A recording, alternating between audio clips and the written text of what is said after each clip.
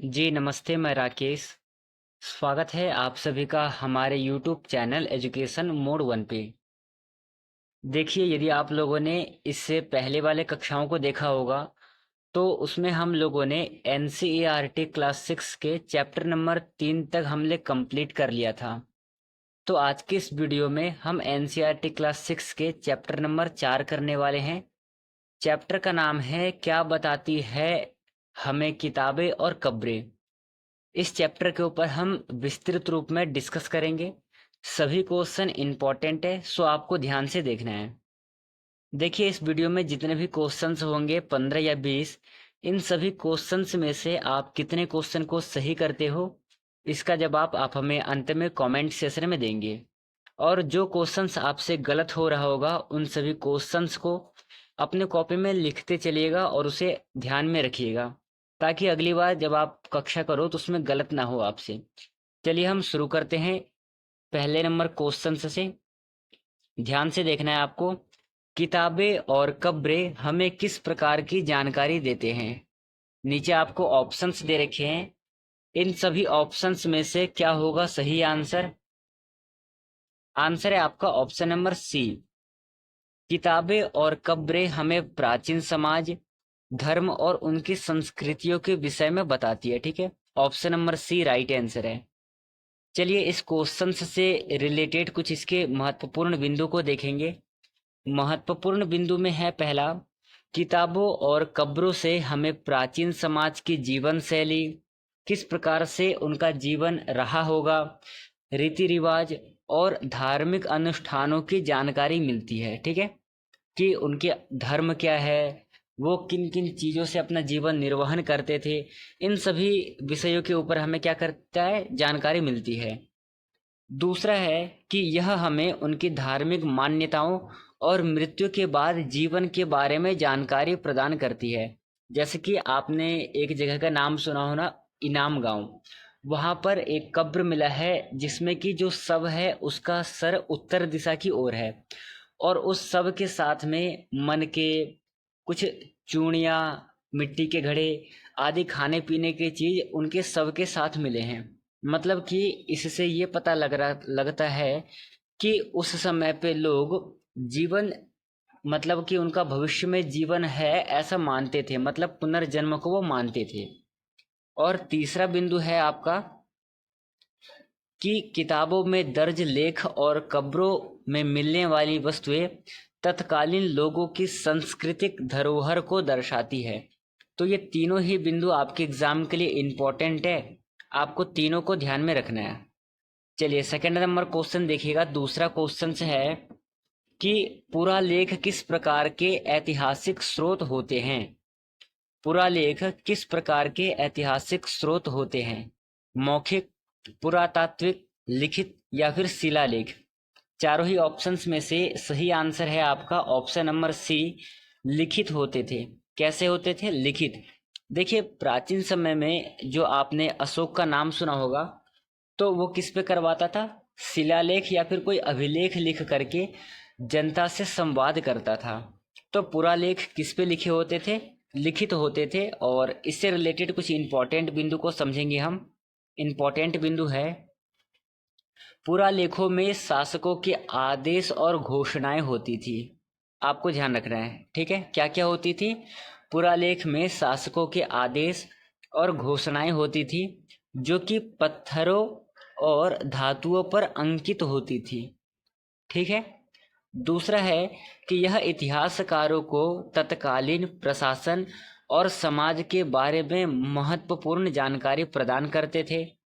तीसरा है कि यह हमें प्राचीन शासकों की राजनीतिक और सामाजिक नीतियों के बारे में बताती है। आपको क्वेश्चंस के साथ साथ जो ये इम्पोर्टेंट बिंदु है इनके ऊपर विशेष तौर पे ध्यान रखना है, क्योंकि उस क्वेश्चन से रिलेटेड ही इनसे क्वेश्चन बनाया जा सकता है और उसी क्वेश्चन से रिलेटेड ये बिंदु जुड़ा हुआ है। तो हो सकता है कि क्वेश्चंस में से ना पूछे, जो इसके इम्पोर्टेंट बिंदु है, प्रश्न पूछने का जो क्राइटेरिया है वो चेंज करके आपके इम्पोर्टेंट बिंदु में से प्रश्न करे। तो इनको भी ध्यान में रखते हुए चलना है। चलिए तीसरा क्वेश्चन देखिएगा, इंपॉर्टेंट क्वेश्चन है एग्जाम की दृष्टि से। ये 2020 के पेपर में पूछा गया था कि हड़प्पा सभ्यता के लोग अपने मृतकों को किस प्रकार की कब्रों में दफनाते थे। ऑप्शन नीचे आपको दे रखे हैं, इनमें से सही उत्तर कौन सा होगा।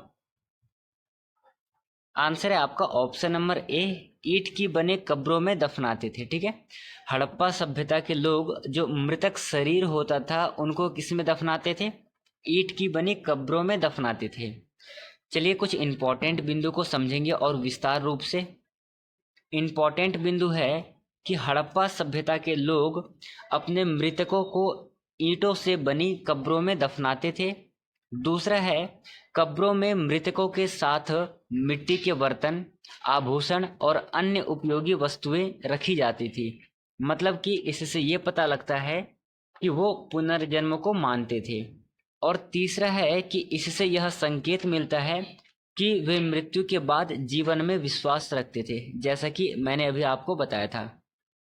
ये सभी वस्तुएं, मिट्टी के बर्तन, आभूषण या फिर जो उनके अन्य उपयोगी वस्तुएं हैं, वो किस लिए रखी जाती थी, क्योंकि वह जीवन के बाद, मृत्यु के बाद जीवन में विश्वास रखते थे।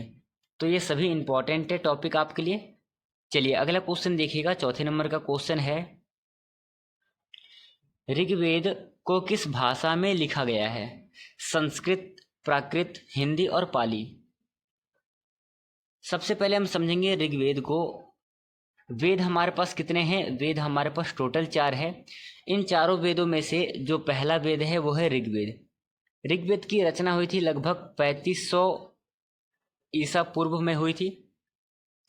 ऋग्वेद में टोटल 1028 सूक्त हैं। ठीक है, सूक्त शब्द का शाब्दिक अर्थ होता है भली प्रकार से कहा गया।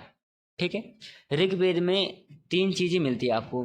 एक तो इंद्र सूक्त मिलता है, दूसरा मिलता है आपको अग्नि सूक्त, और तीसरा मिलता है सोम के विषय में आपको जानकारी मिलती है। इन तीनों सूक्तों में से सबसे ज्यादा जो यूज हुआ है ऋग्वेद में वो इंद्र सूक्त के ऊपर हुआ है। इसका जो सूक्त है टोटल 150 सूक्त है, और अग्नि सूक्त से रिलेटेड टोटल 200 अग्नि सूक्त है। और सोम जो है एक विशेष त्योहार पे पिया जाने वाला एक रस था। तो ये ऋग्वेद से रिलेटेड कुछ बातें हैं। यहाँ पर पूछा है आपसे, ऋग्वेद को किस भाषा में लिखा गया था। सही आंसर है संस्कृत भाषा में, ऑप्शन नंबर ए राइट आंसर है।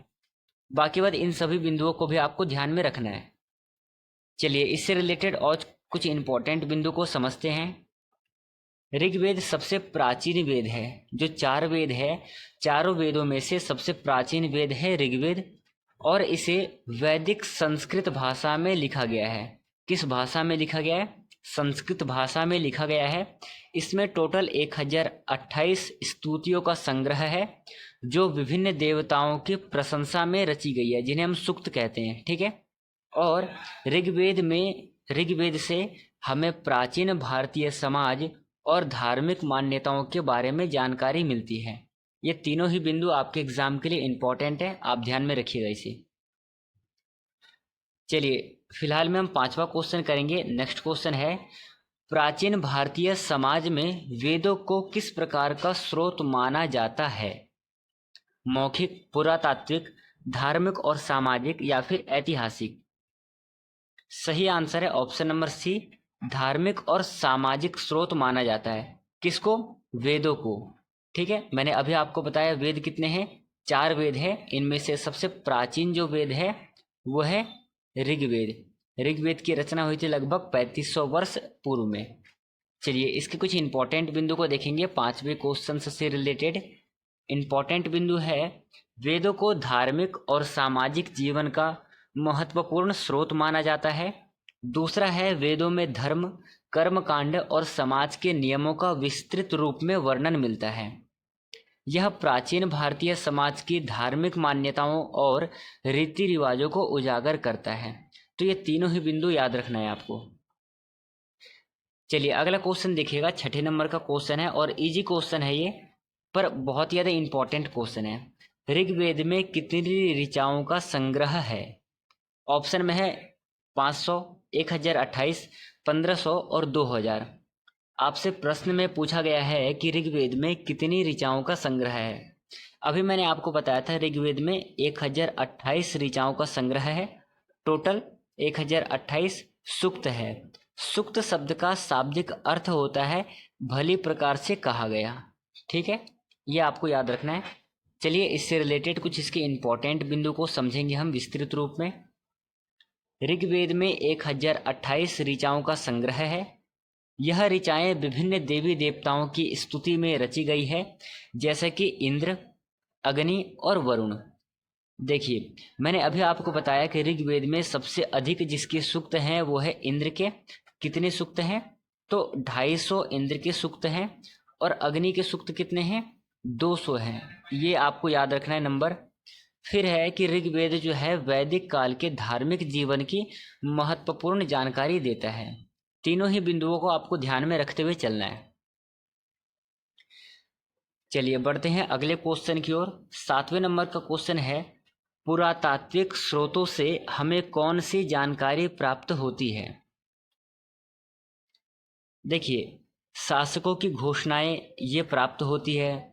धार्मिक मान्यताएं और रीति रिवाज अभी हमने पीछे देखा है कि इसकी भी जानकारी हमें प्राप्त होती है।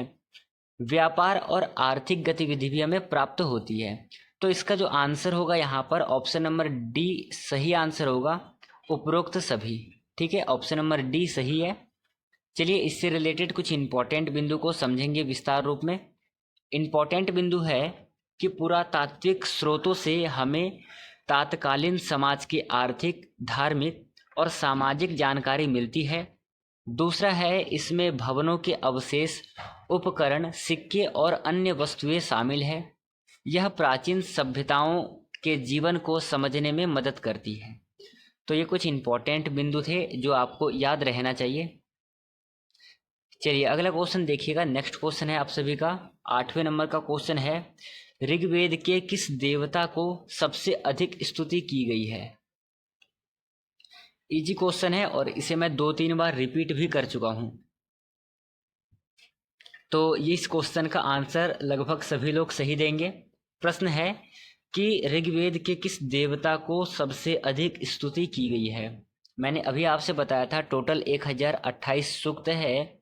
इनमें से जो है सबसे अधिक बार जिस सूक्त का वर्णन आता है वो आता है इंद्र के विषय में, इंद्र सूक्त का आता है। इंद्र सूक्त कितने हैं आपके पास? 250 इंद्र सूक्त हैं। ठीक है, तो यहाँ पर पूछा है कि ऋग्वेद में किस देवता का सबसे अधिक बार स्तुति की गई है? तो इंद्र देवता की सबसे अधिक बार स्तुति की गई है। इससे रिलेटेड कुछ और इम्पोर्टेंट, कुछ और विशेष बातें को ध्यान में रखेंगे, जैसा कि ऋग्वेद में इंद्र को सबसे शक्तिशाली देवता माना गया है, उनकी सबसे अधिक स्तुति की गई है। इंद्र को वर्षा और युद्ध का देवता माना जाता है। यह आपके एग्जाम के लिए इम्पोर्टेंट है। आपसे प्रश्न में पूछ लेगा कि युद्ध के देवता किसे कहा जाता है या फिर युद्ध का देवता किसे माना जाता है। आंसर होगा आपका इंद्र को माना जाता है।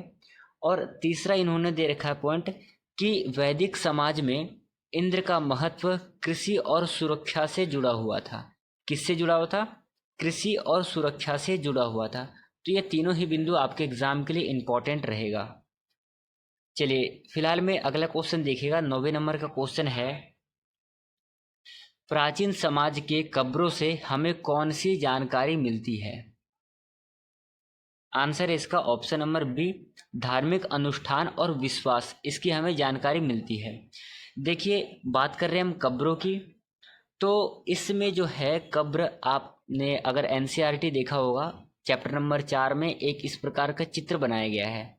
इस प्रकार से करके चित्र है और यहाँ पर सामने एक बड़ा सा हॉल है और इसके चारों तरफ छोटे और बड़े पत्थर से इनको गोल घेरा किया गया है। ये ऐसा क्यों किया गया है?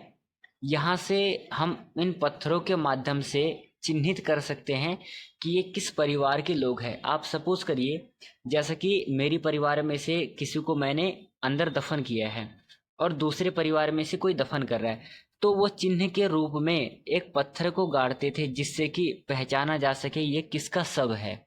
और ऐसे ही एक स्थान है जिनका नाम है इमाम गांव, जो कि भीमा की सहायक नदियाँ घोड़ नदी के किनारे पर है। ठीक है, वहां पर एक ऐसा स्थान है जहां पर कि आपको एक शव मिला है, जिसका कि शव जो है वो उत्तर दिशा की ओर सर करके उसे दफनाया गया था। उसके साथ साथ कुछ मन के, कुछ खाने पीने के सामान भी उनके साथ साथ दफनाया गया था। तो ये बातें आपको याद रखना है। चलिए इससे रिलेटेड कुछ और बातें हम ध्यान से देखेंगे इंपॉर्टेंट बिंदु में। कब्रों से हमें प्राचीन समाज के धार्मिक मान्यताओं के बारे में पता चलता है। इसमें दफनाए गए वस्त्र, आभूषण और दैनिक उपयोग की वस्तुएं मिलती हैं। तीसरा है, यह दर्शाता है कि लोग मृत्यु के बाद भी जीवन में विश्वास करते थे। ठीक है, जो आपके वस्त्र हैं, आभूषण है, या फिर दैनिक जो उपयोग में की जाने वाली वस्तुएं हैं जो डेली में प्रयोग होता है, तो शवों के साथ में ये इसलिए दफनाया जाता था क्योंकि लोगों का ये मानना था कि मृत्यु के बाद भी उनका जीवन होगा। तो इन बातों को ध्यान में रखिएगा। चलिए अगले क्वेश्चन की ओर बढ़ते हैं। 10वें नंबर का क्वेश्चन है और बहुत ही ज़्यादा इजी और इम्पोर्टेंट क्वेश्चन है। महाभारत को किसने लिखा है? सबसे पहले हम समझते हैं महाभारत को। महाभारत जो है ये टोटल 8 पर्वों में विभाजित है। महाभारत में कितने पर्व हैं? 8 पर्व है और इसमें लगभग 1 लाख के आसपास श्लोक है। इसके जो लेखक हैं महाभारत के वो है वेद व्यास। ये आपको ध्यान रखना है। 18 पर्व है और 1 लाख श्लोक है। ठीक है, इन बातों को ध्यान में रखते हुए चलिए इसके कुछ और इम्पोर्टेंट बिंदु को विस्तार रूप में समझते हैं। महाभारत को महर्षि वेद व्यास ने लिखा है। यह एक महाकाव्य है। क्या साथियों? महाकाव्य है जो कि कौरव और पांडवों के बीच संघर्ष को दर्शाता है। महाभारत भारतीय संस्कृति, धर्म और नैतिकता का महत्वपूर्ण दस्तावेज है। इनको आपको ध्यान में रखते हुए चलना है। चलिए 11वें नंबर का क्वेश्चन देखिएगा। 11वें नंबर का क्वेश्चन है, ऋग्वेद किस काल के जीवन को दर्शाता है? हड़प्पा काल, वैदिक काल, मौर्य काल या फिर गुप्त काल? आंसर है इसका, ऋग्वेद जो है वैदिक काल को दर्शाता है। Option number B right answer है। कुछ इसके इंपॉर्टेंट बिंदु है, जैसा कि इन्होंने दे रखा है, ऋग्वेद वैदिक काल के प्रारंभिक समय का महत्वपूर्ण ग्रंथ माना गया है। यह समाज के धार्मिक और सामाजिक जीवन का विवरण देता है। कौन? ऋग्वेद। और वैदिक काल में कृषि और पशुपालन प्रमुख गतिविधियां थी। ये आपको याद रखना है, इंपॉर्टेंट बिंदु आपके एग्जाम के लिए। चलिए अगला क्वेश्चन देखिएगा। नेक्स्ट क्वेश्चन की ओर बढ़ते हैं। 12वें नंबर का क्वेश्चन है कि हड़प्पा सभ्यता में किस वस्तु का निर्माण सबसे महत्वपूर्ण था? आंसर है आपका, ईंट की इमारतों का सबसे इंपॉर्टेंट, महत्वपूर्ण इसकी भूमिका थी। क्यों थी और किस प्रकार से थी, ये हम इसके इंपॉर्टेंट बिंदु में देखेंगे। देखिए इन्होंने दे रखा है कि हड़प्पा सभ्यता की सबसे महत्वपूर्ण विशेषता उनकी ईंटों से बनी इमारतें थीं।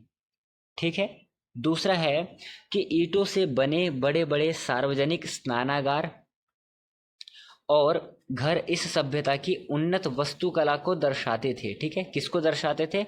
वास्तुकला को दर्शाते थे। और इससे हमें उनकी शहरी योजनाओं और जीवन शैली की जानकारी मिलती है कि वो किस प्रकार से अपना जीवन निर्वहन करते थे, किस प्रकार से रहते थे, उनका रहन सहन क्या था। इन सभी बातों का हमें पता लगता है।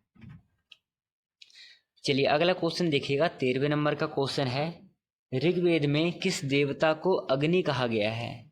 ठीक है, मतलब कि सीधा सा प्रश्न पूछा है कि आग का देवता किसे कहा गया है। जैसे आपने इससे पहले पढ़ा था कि युद्ध का देवता किसे कहा गया है, तो उसमें था आपका आंसर, इंद्र को युद्ध का देवता कहा गया है।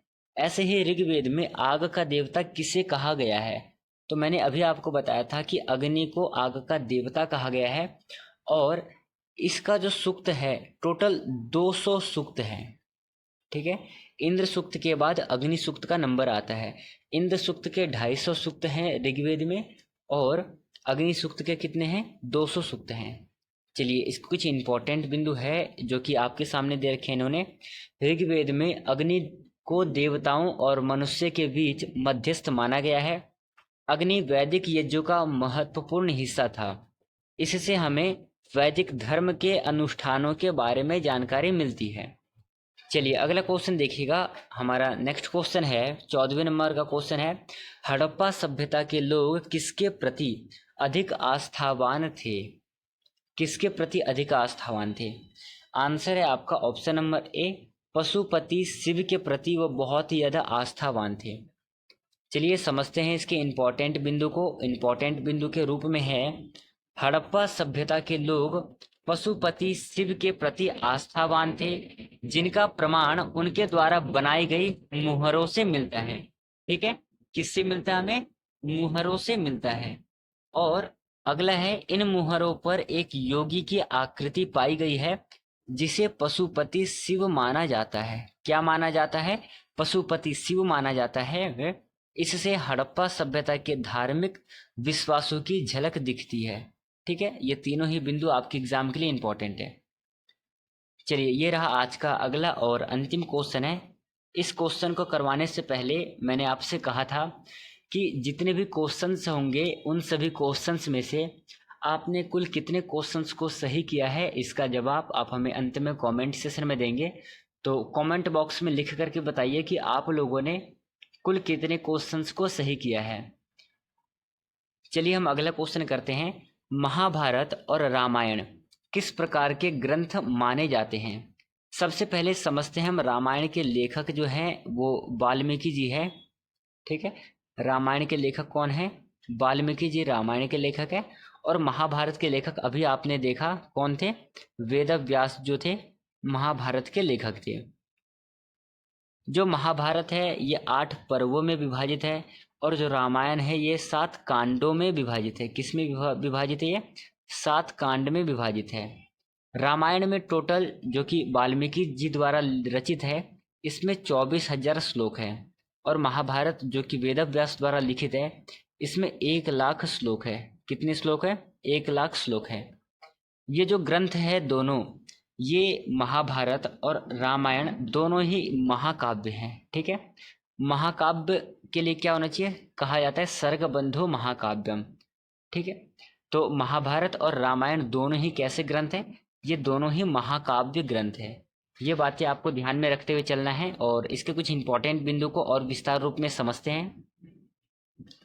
महाभारत और रामायण को भारतीय साहित्य के महाकाव्य ग्रंथ माना जाता है। साथ ही साथ ये दोनों ग्रंथ प्राचीन भारतीय समाज की धार्मिक, नैतिक और सामाजिक संरचना को उजागर करते हैं। साथ ही साथ इन ग्रंथों का भारतीय संस्कृति और धर्म पर गहरा प्रभाव है। तो ये कुछ क्वेश्चंस थे चैप्टर नंबर 4 के जो मैंने आपको करवाया है। जैसे कि मैंने कल कहा था कि ये वीडियो आपके लिए इम्पोर्टेंट होगा, पर कब होगा? जब आप पढ़ करके आए होंगे। तो मैं समझता हूँ ये वीडियो आपको अच्छा लगा होगा। कल जो करेंगे वो हम करेंगे एनसीईआरटी क्लास 6 का चैप्टर नंबर 5 करेंगे। तो मैं सभी से निवेदन करता हूँ कि आप चैप्टर नंबर 5 को कल बहुत ही बढ़िया तरीके से पढ़ करके आएंगे, क्योंकि जो क्वेश्चंस बन रहे हैं वो किस प्रकार के बनते हैं एनसीईआरटी में से वो आपको मैं बताते रहूँगा। चलिए आज की इस वीडियो को हम यहीं पे ख़त्म करेंगे, मिलेंगे कल की वीडियो में। तब तक के लिए धन्यवाद। जय हिंद साथियों, अपना ध्यान रखना।